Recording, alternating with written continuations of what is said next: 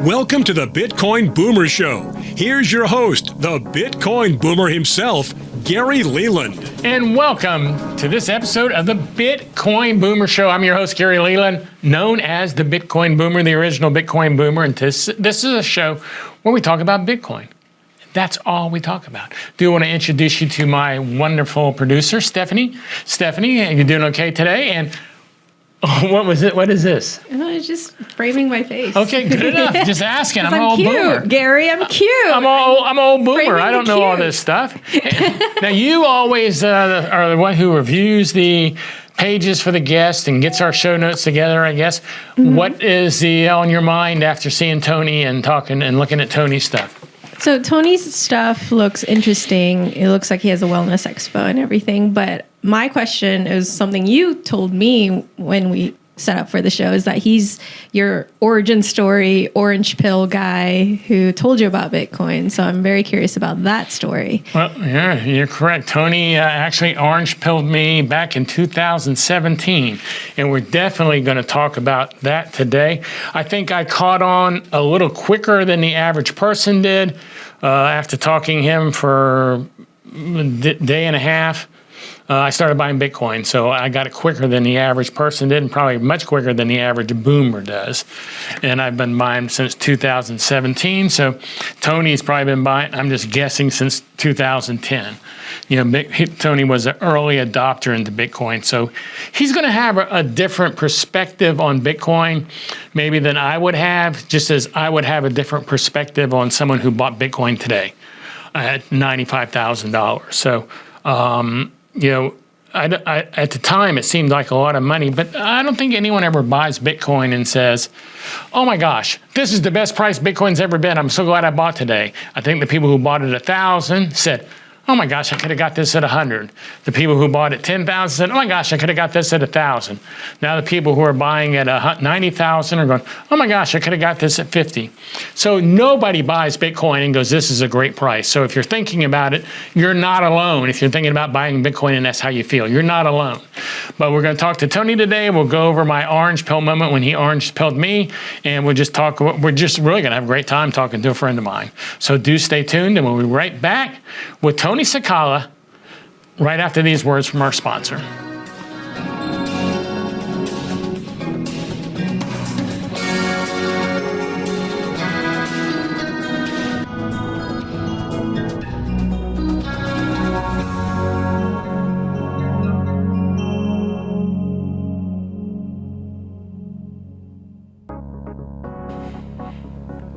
And welcome back to the Bitcoin Boomer Show. We have got a great show for you today. Everything's great today. The price of Bitcoin is great. The weather's great. The show's going to be great. I hope you do stay tuned. And I do want to make sure you understand one thing about this show. My whole goal for this show is really just to help you learn about Bitcoin, to educate you about Bitcoin. I feel if you listen to this show or watch this show every week, before you know it, you're going to understand Bitcoin. And if you're at the office sitting around and someone's talking about Bitcoin, you could know more than anyone at the table. So that's my goal. I'm not selling you any Bitcoin. I don't bring on people who want to sell you Bitcoin. This is strictly an informational show and normally a fun show for me because I get to talk with friends of mine in the Bitcoin world. And speaking of friends of mine, today we have Tony Cecala, a longtime friend of mine from way before Bitcoin days for me. And actually, this is the person who orange pilled me, who explained Bitcoin to me. So let's bring them on and see if they can help explain it to you. Tony, welcome to the show. Thanks for having me, Gary. Yeah, long time no see. Yesterday I was on your show and today you're on my show. So we're like doing the old trade out on shows there, right? Exactly. It worked out perfectly. Yeah, it did work out perfectly. I enjoyed yesterday's conversation, by the way, too, and I know I will today. Before we get going, though, how about give everybody like a short bio of who is Tony Cecala? Sure. So I grew up in New York City, and I think that makes a difference when you think about people's early upbringing. New York is a place, it was a melting pot. It's where people came to, see their dreams come true. And I think that New York's vibration, New York's DNA, if you will, still has that in it today. And so when you grow up in New York, you feel like anything's possible. What do they call it? The city that never sleeps, you know? And so with that vibrant energy, I had a really great start on seeing things as what they could be, what's the possibilities, and not to get bogged down in what is and get all negative like that. So I was very blessed to have a great upbringing, two parents that really took care of me, and ended up going to get a great education, Jesuit high school, which is a pretty strong educational background. They taught us to think for ourselves, the Jesuits, and then went on to get a PhD at Yale in cognitive psychology, experimental psychology. And so it was really a great background for me, and to be launched into the world with all the best education possible. Went on to work at Texas Instruments for a couple years, but working for someone else wasn't really in the cards for me. So I started my own consultancy, and we wrote some HyperCard stacks, if you remember HyperCard, and Apple actually featured one of them on the disc that shipped with HyperCard, and we did consulting all over the world. We had clients in Vienna, and that was a lot of fun to see a beautiful part of the world as a business expense. And shortly after that is when I got into natural health, natural healing. I realized that modern medicine wasn't doing a good job. People were getting sicker, and I think that my 30-year arc in doing natural medicine is really culminating in recognition this year with the MAHA movement, Make America Healthy Again. I think we're seeing people recognize that centralized medicine has failed us. And so I'm really happy to bring new ideas, new technologies to the world regarding natural medicine. So I would have to, since we're talking about natural medicine, to go with that. I guess you are in favor of Kennedy being over health, make America healthy again? I think he's going to shake things up very much so. I mean, he is really got a lot of great ideas and sees the world in a way that other people don't. And I think he's solving problems every day, looking at the way centralized corruption and centralized medicine and Rockefeller medicine has made us all sicker is no longer a conspiracy theory. People would shake their heads at me and think I've lost it. I come from a very conservative institutions and friends that are not conservative in that sense, but mainstream viewpoints. Then people think I've really lost it. But I think this year and these last few months, especially these last 4 years, people realizing that you cannot work with centralized medicine and trust that they have your best interests in heart. Well, I think you're correct that there's going to be a shakeup, but to me, and I don't want to get into politics too deep on this show, but to me, it looks like everybody he's appointing is going to shake up some stuff. Instead of just appointing same old politicians over and over and over. He's like going, I want people who can perform. I don't care if you're in politics or not. That's not the goal here. That's what it looks like to me. But let's get back to Bitcoin here. How did you actually find out about Bitcoin? Because as I said, you orange pilled me. How did you find out? Because this was 2017 that you educated me. Right. So give us a little background on that.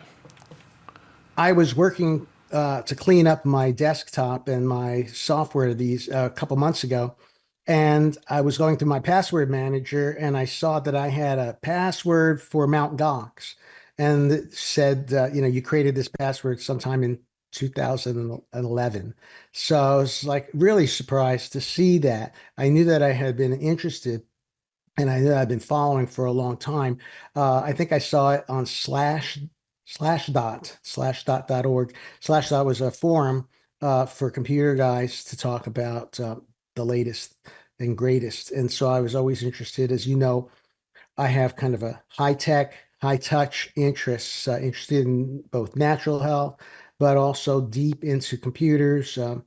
And I was building the computers, building the miners for us. And so I love technology, and I was there at the beginning to see what this was, and took part in some online mining. At the early days, you could mine Bitcoin with a JavaScript application. So if you can imagine how that worked out, it's pretty amazing. So you got in relatively early, but it was just just reading through research that you found out about Bitcoin. We had such a good time when we started getting into Bitcoin. We did a partnership on some stuff. We were mining Bitcoin. We were selling miners. I mean, well, actually, we weren't mining Bitcoin. We were mining Zcash, I think, and converting it into Right, Bitcoin. right. Yeah, because you could mine that with a computer still, with a gaming disk, gaming things, but you couldn't mine Bitcoin anymore without an ASIC. So we were going the roundabout way trying to get Bitcoin. We had a great time.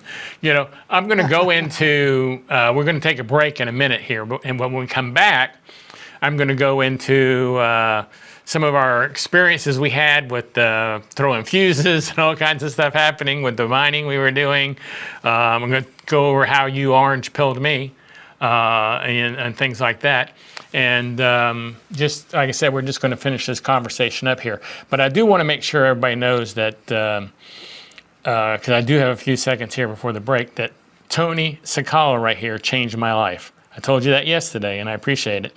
But you actually changed my life. I would have done well in life, but because of you, I'm doing much better, I do have to say. So, and I appreciate that, and I'll appreciate that forever. So right now, we're going to go to a word from our sponsor, and when we come back, we'll finish up with Tony. So please, stay tuned. Hey, and before we go, if you know anyone who's interested in Bitcoin, or you think would benefit from this show, please share this show with them. Like I said, all you're doing, or I believe, and I think Tony would agree, by sharing this show, all you're doing is helping them. We're not trying to sell you anything. We just want to make sure and get the word out about Bitcoin, because we feel it is so much of a life-changing thing that we want to make sure everybody knows about it. So we'll be right back after this word from our sponsor.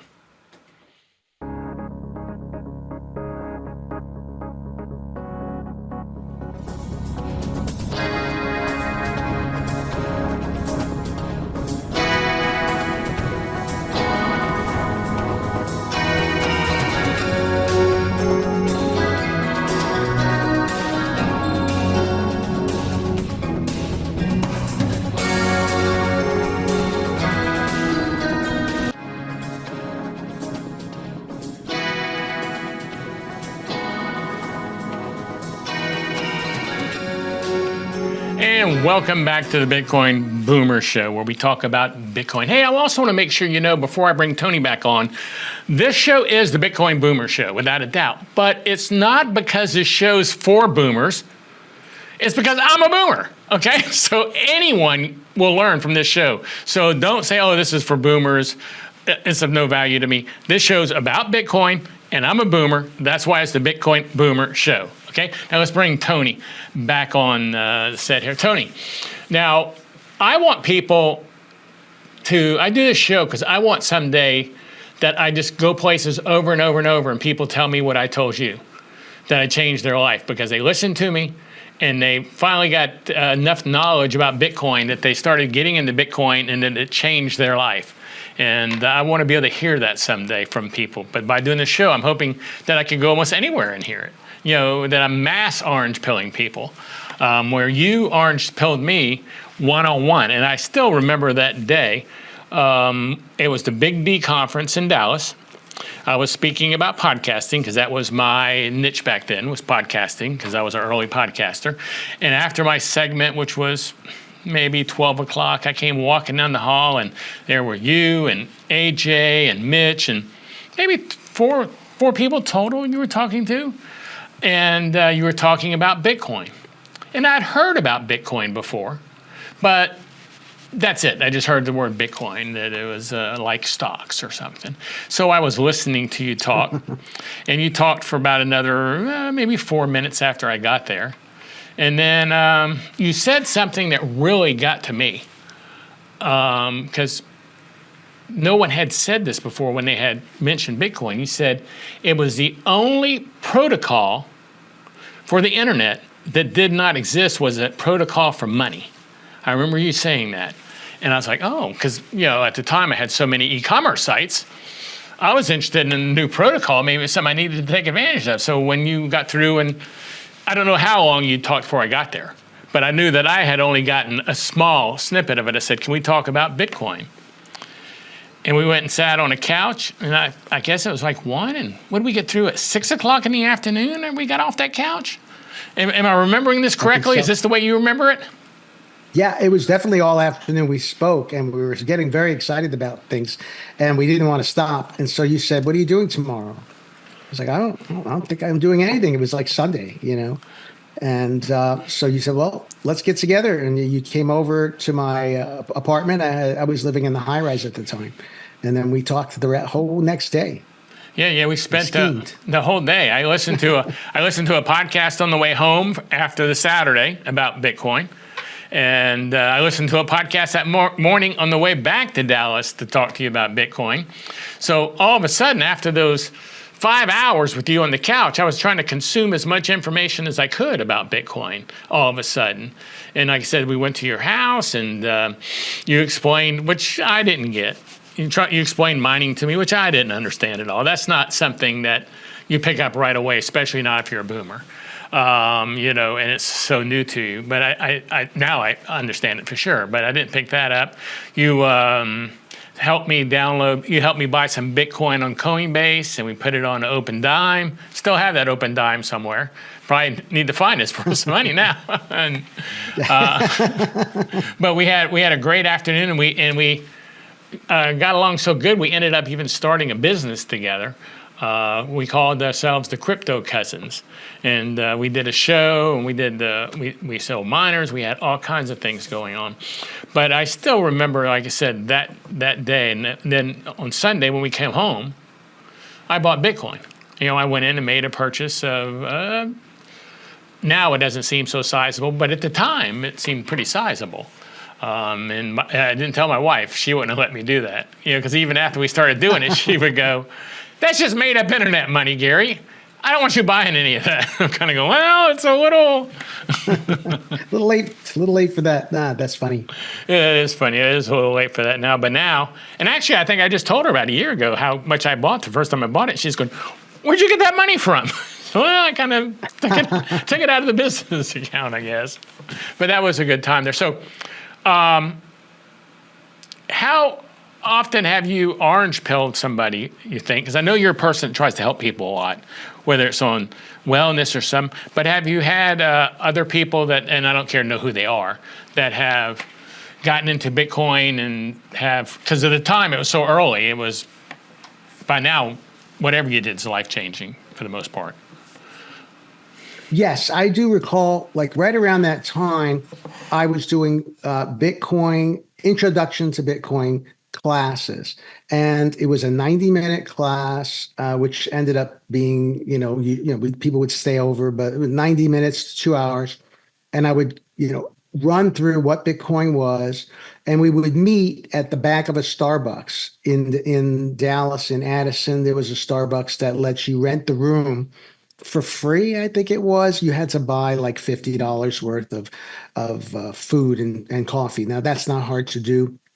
I would buy a bunch of things and put out some donuts and muffins and a nice spread and charge people $97, So I'd have about maybe 5 to 10 people for that morning experience. And so I was very pleased with myself to, make almost $1,000 on a Saturday morning talking about what I really loved.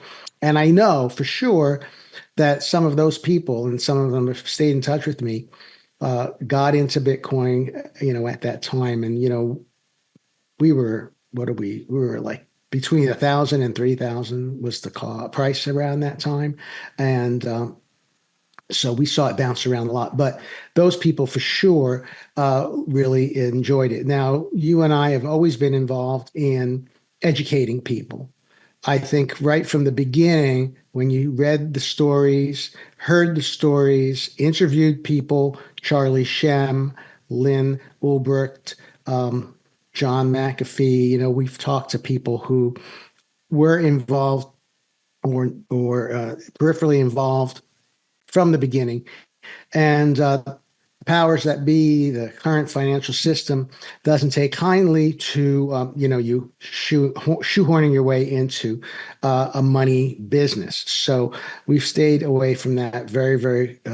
We stay very clean as being educators, and I've always saw myself as an educator. If someone wanted to buy Bitcoin, we can show them the way, but I wasn't about to go into that other business. And, we sold tools. We sold Open Dime. Open Dime was a really great, and it still is a great company that runs that. We've worked closely with the founder there, and they had a little USB stick that held the private key. And as you know, the private key is everything. Basically, the private key is your password, is your key to your bank, to your private bank, your private vault.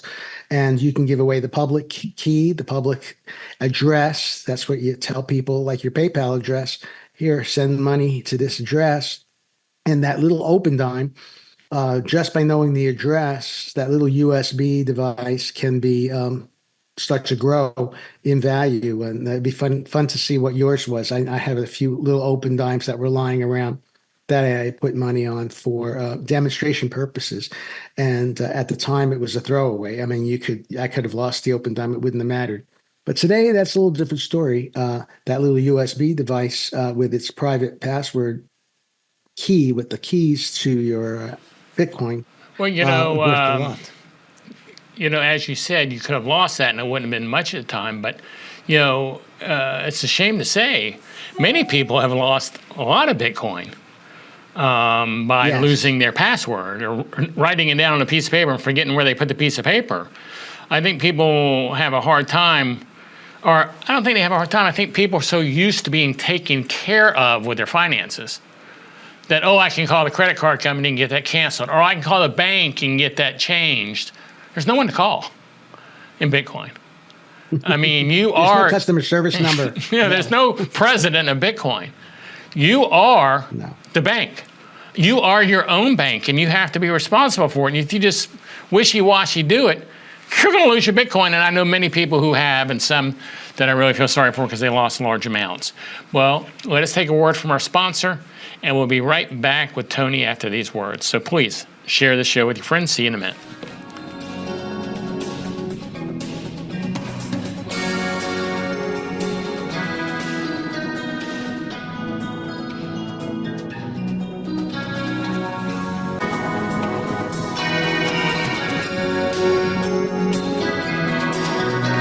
Welcome back to the Bitcoin Boomer Show. I'm your host, Gary Leland, as I've said earlier. And today we have Tony Cecala on the show. Tony, welcome back to the show. Before we go any further, I asked this question to everybody. And I didn't give you a heads up on it because I don't give anyone a heads up on it because they have too much time to think if I do. But I get a lot of different answers to this question. What is Bitcoin? According to Tony, what is Bitcoin? Oh, great question. I see Bitcoin from a really broad perspective, a philosophical perspective. It's a technological achievement to be able to send money securely from one person to another person with no one in between. So we've always had to rely on third parties to intervene, be an intermediary with regard to sending money. You send someone money with PayPal, you're sending it to PayPal. PayPal does its thing, puts it in the other person's account. With Bitcoin, it's a global network of computers running software, and that software ensures that when you send your Bitcoin, it debits it from your account, credits it to their Bitcoin address, and all the miners work really hard together to maintain the integrity of that transaction. So what Bitcoin is to me is pure mathematics put together in a way to take out the middleman, to empower the individual and transform society. Now, I thought it would happen faster, but it is all going in the right direction. We see people using Bitcoin. We see people adopting the technology. We see people making better interfaces. From the very beginning, it was a raw technology. Gary and I put together a Bitcoin node together. And, doing that, on a computer requires a lot of patience too. It took about a day or two to download the whole blockchain. So you're basically downloading a global ledger of every transaction that took place. Nowadays, we have small computers, Raspberry Pis, specialized computers that can run a node, that can run the software. We have the Lightning Network, where that enables us to work what we call off-chain and do transactions at lightning speeds, not have to wait 10 minutes for that first transaction to operate. Bitcoin works on a 10-minute time clock, so your transaction won't be reconciled for at least 10 minutes, that first block. And all the computers have to agree on the network that this was a valid transaction, not an invalid transaction. So what it means to me is, it's great technology that can transform the world, transform society. As you know, the powers that be, the people running the system that's running this planet, have taken a stranglehold on how money works. And if you can print money, and the Bitcoiners, we were so prescient at the beginning of this whole movement. We said that, what was that meme? The printer goes brr, and it was like printing money. And we were so taken aback by the financial crisis in 2008, where Congress got together, and before you know it, $800 billion were, set aside to bail out these companies that had done risky, bad business.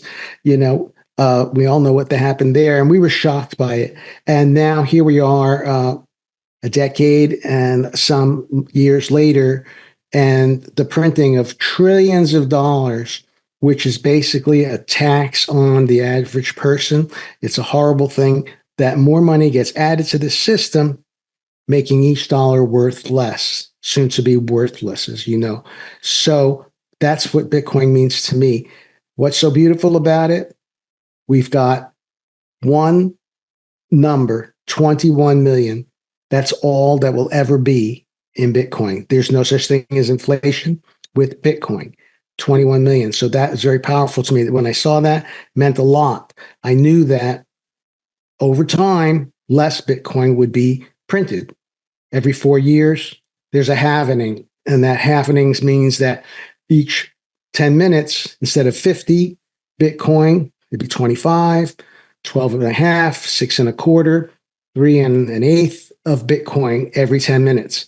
So what's fascinating, that one number that I recall is that for the last 128 years of the Bitcoin network, we'll be mining one Bitcoin.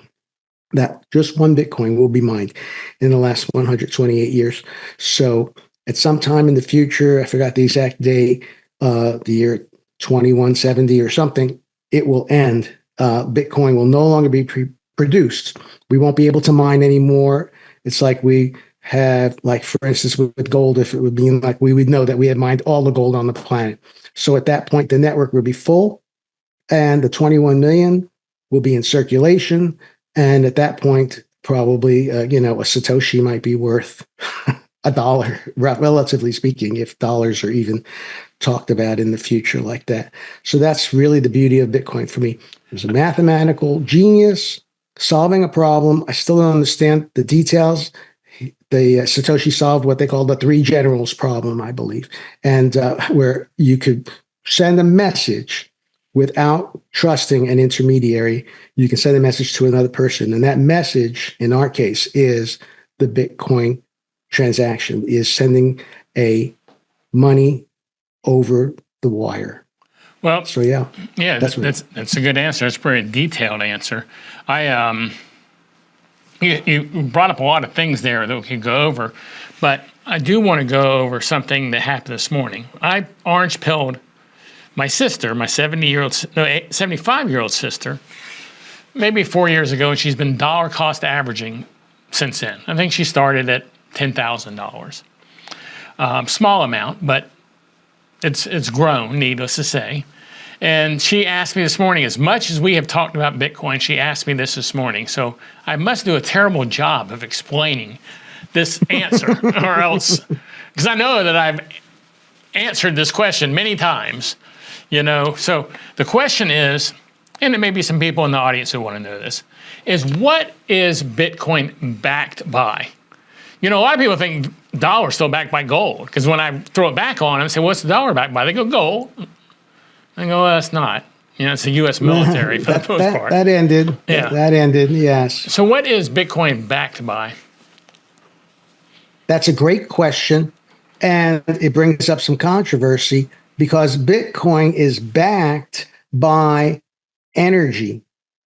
It takes energy to send a miner into the gold, into a field or a cave to mine gold. Like that's what the value of gold is that someone actually went and mined it, and it's difficult to mine. It's hard to find. If it was like sand, you can go on the beach and just pick up some sand. There's not a lot of effort to find some sand and capture that. So it has to be a rare element. It has to require energy and work. So for something to be valuable, it has to take up energy. So Bitcoin is backed by energy. And when you wind back to all the energy on the planet, whether it be wind or water or petrochemicals, as they're known, or gas, they all come from the sun. So solar is the sun provides all the energy. We would be a cold rock if it weren't for the sun. So everything comes back to energy, and everything goes back to the sun. So Bitcoin is backed by the power of our star, the sun. And the energy that it takes to mine a Bitcoin has grown dramatically. Satoshi created the network so that every 10 minutes a Bitcoin would be created. In the beginning, it was a network of laptops in Satoshi's laboratory. And now it's a global network. Tony, stop right there, because I didn't do you justice by asking you such a strong question with such little time left. Let's go to this break. We got to take a hard break now. When we come back, we'll pick up what is Bitcoin. So stay tuned if you want to find out the rest about what Bitcoin is, according to Tony Cecala. We'll be right back after this word from our sponsor.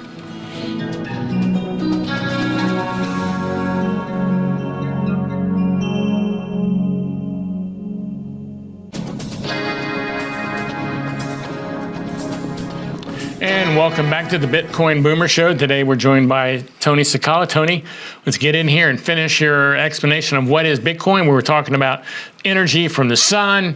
You're talking energy here basically. So let's continue with this description of what. So Bitcoin is backed by energy. So as time went on, the network had to create Bitcoin still created in 10-minute increments. In the beginning, Satoshi figured out that a mathematical problem that the computers solve, a cryptographic problem, is estimated to take 10 minutes to solve. So all the miners on the network solve this problem in 10 minutes and create 50 more Bitcoin back in the day, back in Satoshi's day when it first started.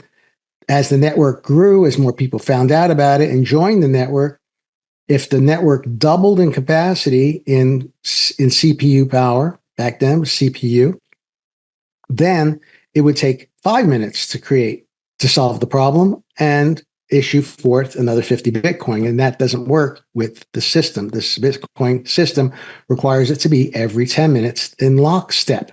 That's the way it's one of the founding principles.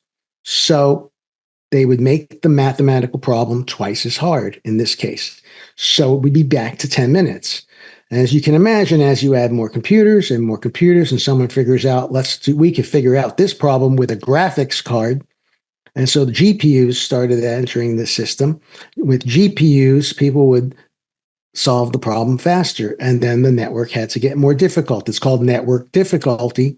That's what keeps the Bitcoins coming out every 10 minutes. Now, you can imagine with a global network of computers, it's a very difficult problem. And people have graduated from GPUs to what they call ASICs, or application-specific integrated chips. So the entire computer is on a chip. It's powered by 240 volts generally instead of 120 volts. And the system runs in a warehouse, basically, because it's so loud with fans, and generally mining operations are huge. So now you've got, I don't even know the number, exabyte, or it's just, we've moved so far. The difficulty has moved in 10, probably a million times more difficult to mine a Bitcoin. So Bitcoin is backed by energy. It's backed by the effort. If it takes some effort to build something, then it has value. You're not going to give away a Bitcoin that you spent maybe $1,000 or $2,000 in electricity to mine. So that's the long answer to the question: what is Bitcoin, and why is it valued? What is it backed by? Well, so you're saying proof of work, when you get down to proof of work. That's the term. Yeah, exactly. that proof people of work is the mathematical problem that the Bitcoin network solves. All right. Now, I got another question for you. I ran into this day before yesterday with somebody. Actually, yesterday. I was asked, we were talking about Bitcoin casually, and he goes, this was a boomer older than me. And he goes, I just can't buy that Bitcoin because I can't hold it. I want to hold my money. I want to be able to touch it. What do you say to people when they say that? Well, we've talked about this before, Gary. I mean, when you think about money, so this person remembers the good old days when, he had his money and he could hold it in his hands, put it in his wallet, feel that change, feel the dollar bills, the $100 bills. For most people today, they're getting paid direct deposit. For most people today, their life savings in a bank, in some sort of 401k, in some sort of system, in the financial system represented by ones and zeros. They don't touch that money anyway. It's all digital. It's already digital. So why are they? Bitcoin so why are they digital. saying that? They have no reason to even say that because they're not. That's what I was getting at. They never touched them. Maybe they got a little, but I hardly ever have cash on me. Right.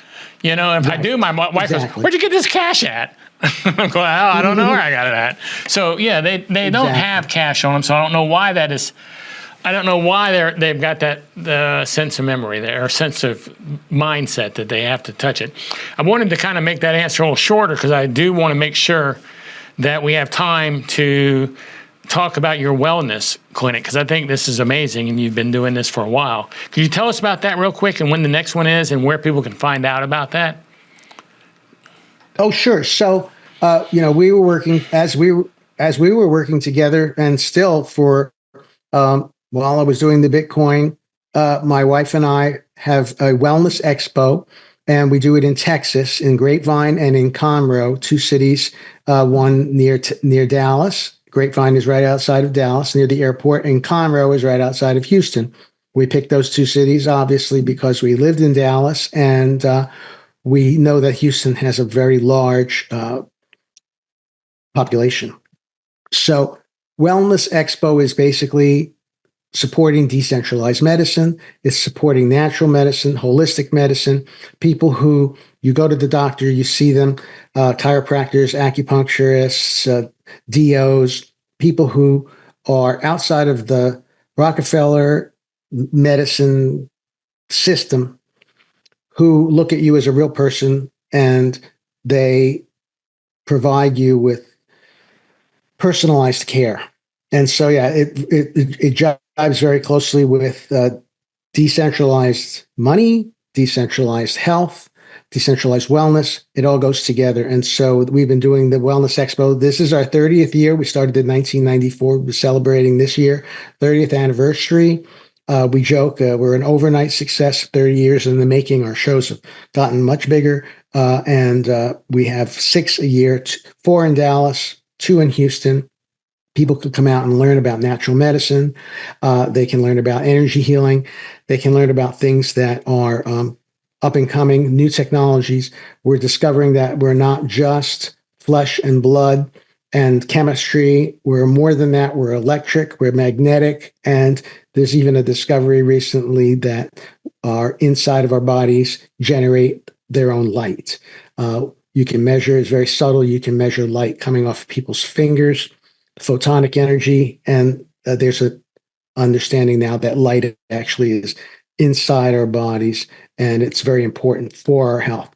What kind of light we sit under all day, the blue light of the computer is not a great light. We're starting to recognize that. And so, that's what I'm working on, and bringing natural medicine. 30 years. That's quite the record there. Hey, where can people follow you and your wellness clinic? Give us any links that people would need. Yes, so they can follow us at wellnessexpo.net. That will be the place where they can discover the upcoming shows. There's a show every quarter in Dallas, January, April, July, and October. And then in between there, we do a show in March and a show in August, September timeframe, right around Labor Day in Conroe. Good enough. Good enough. Well, Tony, I do want to thank you for coming on the show. It's you gave us some great information. That was so fast. Oh my God. Yeah. I mean, I just told Stephanie during a commercial break. I said, "Boy, this show is really going fast." Because we've. She went so fast. Well, when you're having a good time, that's what happens. When you're having a good time. And like I said, we don't see each other that much anymore. So it's always nice and enjoyable to talk with you. I do appreciate you coming on the show for sure. And tell Felicia. I look forward to coming back. Tell Felicia I said hi. And, we got, Kathy and I want to take you out for dinner. So you know that I tell you that every time I talk to you. So we're going to find a time sooner or later that you're here and we're free. Exactly. Yeah. We'll do it before the year's out. Yeah, sounds Thanks, good to us. Thank you for your time, Tony, and for everybody else. We'll be right back after these words from our sponsor. So do stay tuned. See you in a minute.